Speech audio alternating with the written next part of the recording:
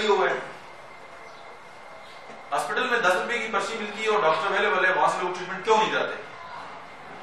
Homeopathy की जितनी clinic क्या ये सरकारी क्लिनिक है या प्राइवेट क्लिनिक? तो प्राइवेट में पता नहीं होता कि आप प्राइवेट वाले फीस लेते हैं।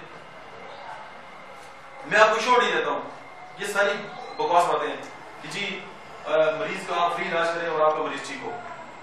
बहुत चंद लोग होंगे जो लोग आप समझते हैं कि यार वाकई ऐसे हैं, तो आप बिल्कुल उनका ख्याल रखें, किसी को बताएं भी नहीं, अल्लाह की रजा के लिए करें, ये अलग एक बात। लेकिन जो लोग अफोर्ड कर सकते हैं और वो आपको कहते हैं जी वो जी पैसे नहीं है जी, ख्याल रखें जी, वो रखें, जब वो किसी और के पास जाते हैं उनके पास लाखों रुपए होते हैं, जब आपके पास होते हैं मुट्ठी में 50 रुपए होते हैं, क्यों? तो आप अपने आप को अंडरस्टिमेट क्यों करते हैं? क्या आप डॉक्टर नहीं है?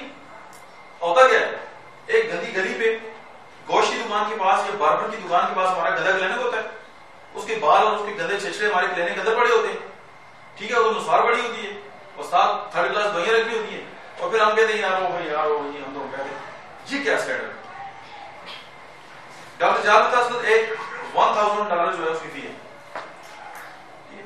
मैंने एक मरीज पे 1 लाख रुपए की मेडिसिन ली, मैंने लाखों रुपए लोगों से फीस ली। लोग तो देते हैं, आप सोल्यूशन पेश करें,